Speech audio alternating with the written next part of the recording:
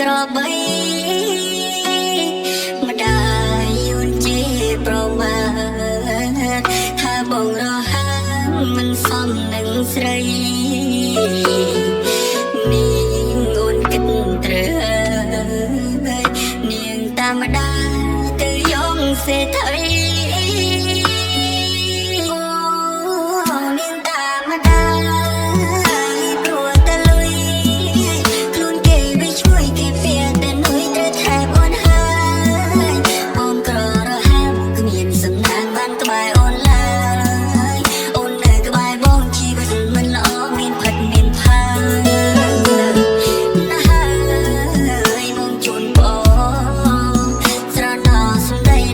សន្យាការគ្រាក្រ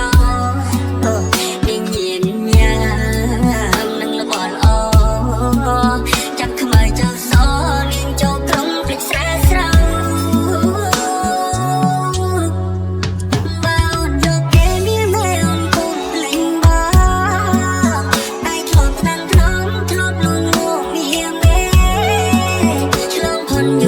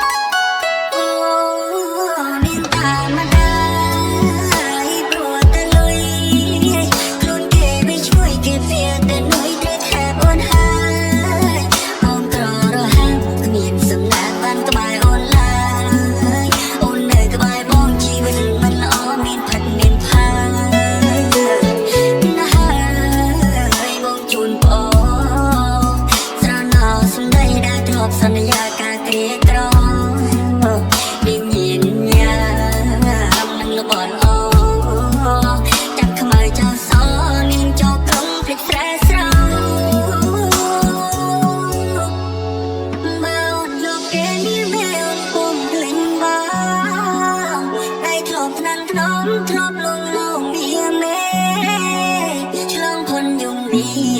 ស្នេហ៍យើងត្រូវតទេ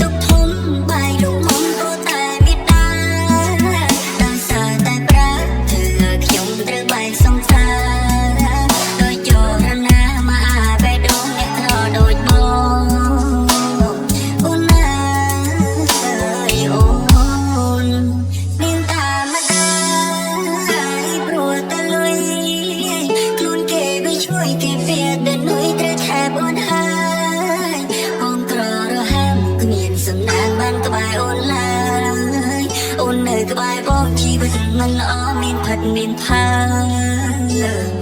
ណាស់ហើយបងជូនបងស្រណោលសម្ដីដែលធ្លាប់សន្យាការគ្រាក្រ